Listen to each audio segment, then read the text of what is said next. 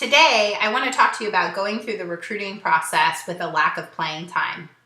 If you're watching this video, you're probably in total freak out mode at this point because you're not getting a lot of playing time and you're wondering how on earth you're going to be successful with this recruiting process when you're not getting any time on the court. I can totally understand your frustration. I realize that you're investing thousands of dollars traveling around the country and doing everything possible to grow and to be seen. The good news is that it's not over, that your journey doesn't need to come to an end because you're not getting playing time. You can totally make the most out of this situation. The recruiting process is about building relationships.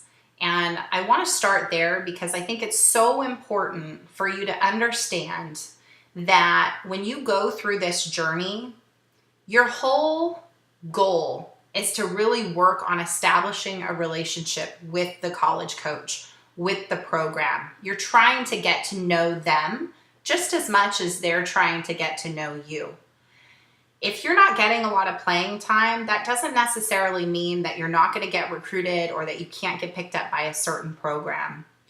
It's really important though, you have to have video in order to, be evaluated by a college coach. So it's not going to work if you are playing on a team, but you're not getting any playing time and you're not sending anything. So go to practice. And if you're the parent, set up your camera for the last 45 minutes, film the wash drills, film whatever you can. Put together a skills video. A skills video will totally work as well. You can take that footage and edit it down and turn it into a highlight reel.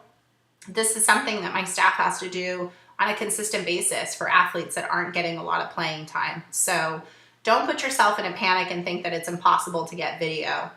And be transparent in your correspondence with a college coach. Just because you're not playing doesn't mean that they're not going to recruit you. If you can clearly communicate what your role is and how you're challenging yourself to really fight for that position and just showing that you're willing to do whatever it takes to be that starting outside or be that middle, that's really important for a college coach to actually be able to see. So don't completely freak out thinking that it's the end of the world. I will tell you that when you're at the tournaments, it's important to have a positive attitude. You need to be rooting for your team on the sidelines. The last thing you want to do is be crossing your arms and be pouting on the court because as a college coach, they're going to be evaluating you. They're going to be watching to see your body language. Do you make eye contact with your coach during the timeouts? How supportive are you with your teammates? During warm-up, you need to come out with just a tremendous amount of energy and encouragement and high-fiving and just doing everything you can to show that you really are making an impact on the team, whether you're getting a lot of playing time or not.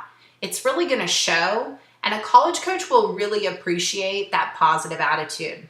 The truth is that when you go on to play at the next level, you may not get playing time right away. You're not probably going to be the starting pin or the starting libero when you move on to the next stage of your career.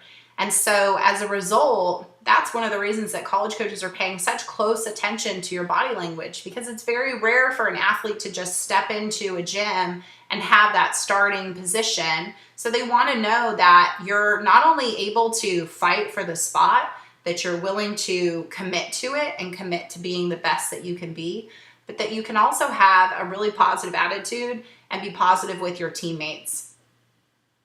If you're going through a difficult part of the process or you have questions, don't hesitate to reach out. I'd love to address any questions that you have, and hopefully this tip will give you just the right amount of encouragement to keep going down the line.